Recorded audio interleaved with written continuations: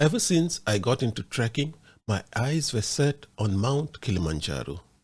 Known as the roof of Africa, it captured my imagination, and the thought of scaling nearly 6,000 meters was a goal I wanted to achieve.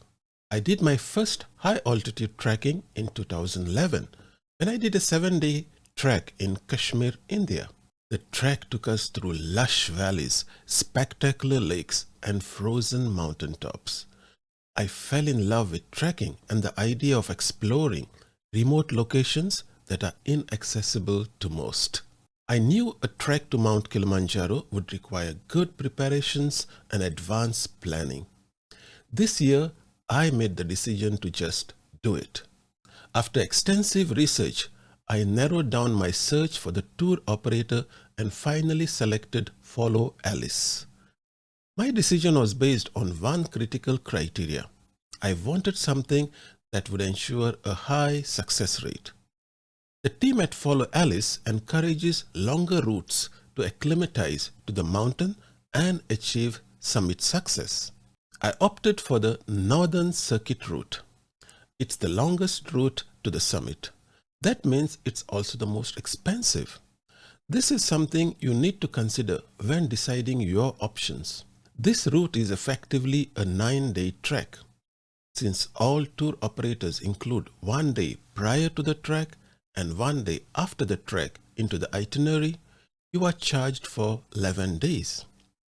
It should be noted that you cannot climb Mount Kilimanjaro on your own. Here are some of the steps I have taken to increase my chances of success. From a fitness perspective, I have stayed in relatively good shape for the past 6 months in preparation for the trek.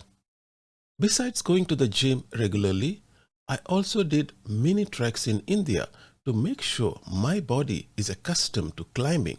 My tour operator Follow Alice provides a recommended packing guide. Using the guide as a reference, I have created my own detailed checklist of everything I need to carry and meticulously packed everything that I will need for the 9 days in the wilderness.